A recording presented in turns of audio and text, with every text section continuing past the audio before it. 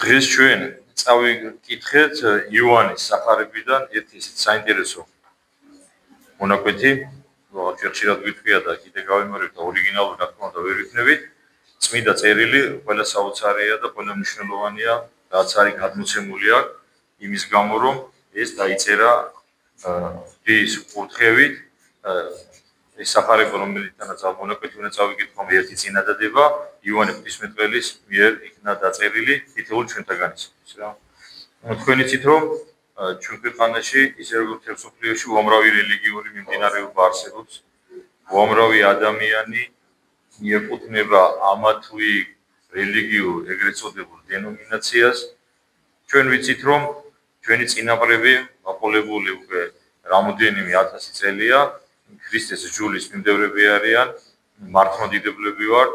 და ჩვენ ხრვად გვწამს და ეს ასეა, რომ ჩვენი წმენა არის ერთადერთი, რომელთაც შესაძლებელია ადამიანის სულისხმონება, რომელთაც შესაძლებელია ადამიანი განეყურთოს, ანუ მიაღწიოს იმ მიზანს, რომლისთვისაც იქნა ადამიანი შექმნილი, მაგრამ თქვენ იცით, რომ ბოროტი სულით ცდილობს ადამიანი ჭეშმარიტებას დააშოროს და ამით მისი სული წარწმენდოს. და ერთ-ერთი სექტა, რომელიც ახლა ძალიან ფეხს გადმულია ჩვენ ქვეყანაში, ამტკიცებს, რომ იესო არ არის ღმერთი. აი ეს ამბობენ და მათ სამხილებლად უამრავი მონაკვეთი და უამრავი წერია წმინდა წერილში, ვისაც აქვს თვალები და უნდა დაინახავს და ვისაც უნდა გაგება გაიგებს. და უბრალოდ დღევანდელ სახარებაში ართიელი ერთი მნიშვნელოვანი წინადადება,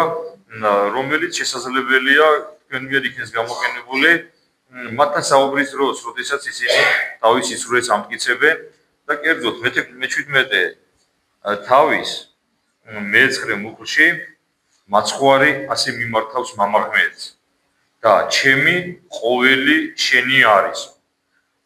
და ყველა ჩვენთაგან შეგვიძლია ვთქვა, რომ უხალ ყველაფერი შენი შემთხვევით ჩვენ ვინ ვართ, არც არაფერს არ წარმოვადგენ. ადამიანები, რომლებიც ღვთის წყალობით შექმნილები ვართ და ღვთისა ყველაფერი ამ სამყაროში. მაგრამ თავარია წინადადების მეორე ნაწილი და უფალი ამბობს იესო და შენიო უფალს ეუბნება, ანუ მამას, ჩემი არის. რომელიც ჩვენთაგან შეგვიძლია უთხრას ღმერთს, რომ უფალო, ღმერთო, რაც შენია, ჩემიაო. შეგვიძლია თქვა, ეს მხოლოდ და მხოლოდ ღმერთს შეუძლია. კი, ამ ქვეყანაზე, ამ სამყაროში ჩვენში ყველაფერი ღმერთის არის, მაგრამ ჩვენი ღმერთში არაფერია. და ამ წინადადებით ნათლად ჩანს, რომ იესო არის ჭეშმარიტი ღმერთი, რომელიც მოვიდა სამყაროში იმისთვის, რომ ადამიანი გადაერჩინა. ღმერთი განკაცდა თითოეული ჩვენთაგანისათვის, რომელიც ყველა იმ ადამიანისთვის, რომელიც ჩვენამდე იყო, რომელიც ჩვენ შემდეგ იქნებიან უფლის მეორით მოსვლამდე, ღმერთი ყველასთვის არის განკაცებული და ღვთის მიერ აღსრულებული ის ქმედებები, საიდუმლონი,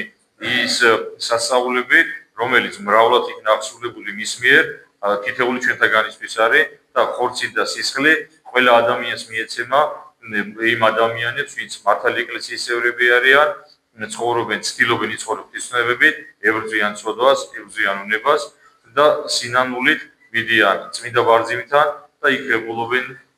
უხსნელ და პატიოსან ყოლა წმინდა სისხლს და ხორცს უფლისა ჩვენისა იესო ქრისტესი, რომლის ზიარი თითოეული ჩვენთაგან, ბევრი ჩვენთაგანი დღეს ამსახურებაზე გავხდით ღვთისმადლით.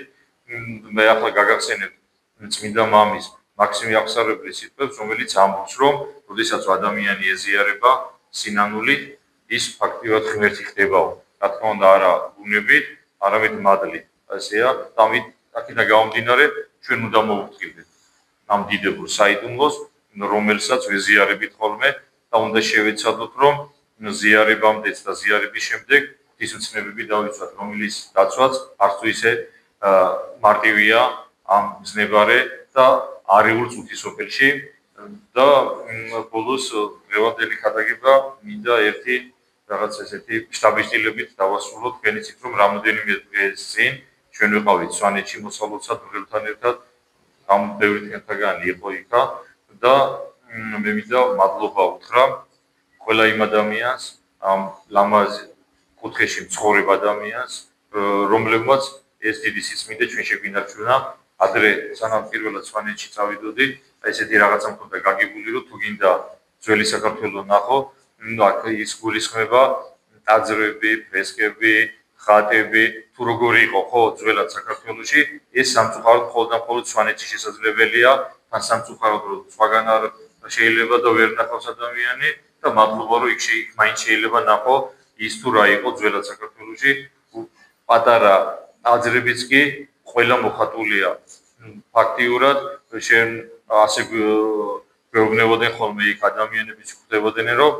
ტაძარი როცა აშენდა გაილესა, მოიხატა და ყველაფერი თანადროული იყო რა.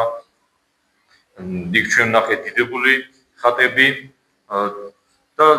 თავარი რაც არის ამ მხარეში კი არის ძალიან ბევრი ლამაზი ტაძარი, ლამაზი ბუნება, მაგრამ ყველაფერს ამშვენებს სამყაროს გვირგვინი, ადამიანი. ხო? თუ ადამიანები არ არიან კეთილგანწყობილი, რანაირ ლამაზ სამყაროში გარემოშიც არ უნდა მოხდე, ყველაფერს ფარს და ფერს კარგავს, ხო ასეა. და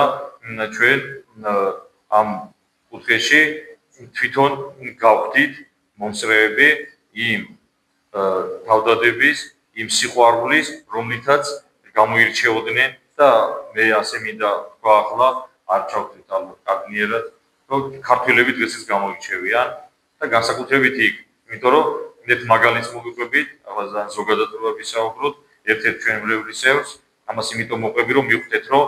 წარსულიც იქ დიდებულია და აწმყოც არ არის ახლა. ცუდი და წვინვალია ახლაც ერთ-ერთ ჩვენებრივ სევრს ფეხი გადაუტრია და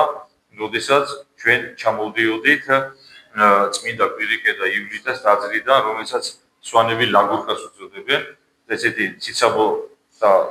რთულად მისავალი გზა არის, ფეხი გადაუტრიალდა და საშინლად ამოუვარდა მეორმე ჩვენმა მრევლის წევრმა, რომელსაც არავითარი სამედიცინო განათლება არ ჰქონია და არასდროს არ ჰქონდა გაკეთებული, ეს ფეხი ჩაუსვა.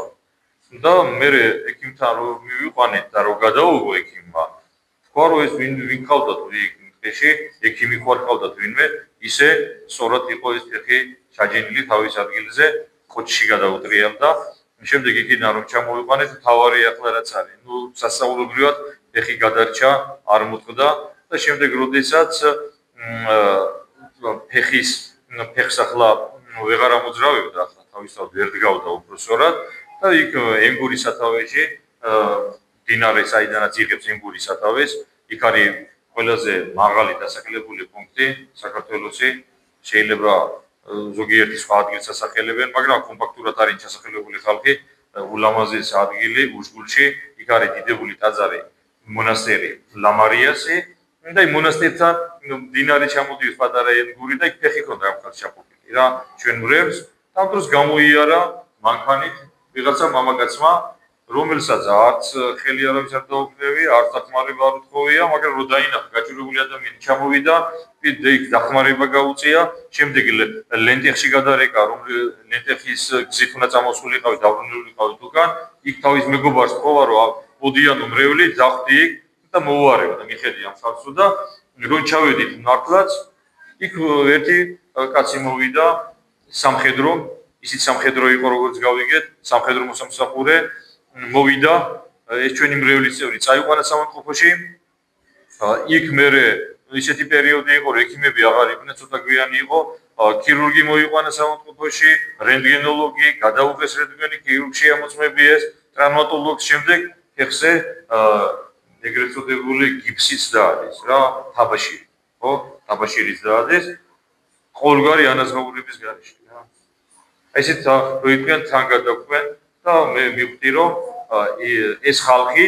არიან იმ ადამიანების შთამომავლები რომლებმაც ადამიანებაც ასე ვიტყვი რომ ჩვენ ქართველებს ინდისი შეგვინარჩუნეს გარკვეულწილად იმიტომ რომ ტაძრების და ფრესკების და ხატების სახით რომელიც მრავლად არის სვანეთის რეგიონში მადლობა გვეცამისთვის მადლობა იმ ადამიანებს ერთი სახელი ვიცი კახა გუგავა მეორესი სამწუხაროდ არ ვიცი კობა გუგავა იყო რომელიც ლენტეხში დახვდა ხო რომელსაც ეს ყველაფერი გააკეთა სამწუხაროდ მესტიაში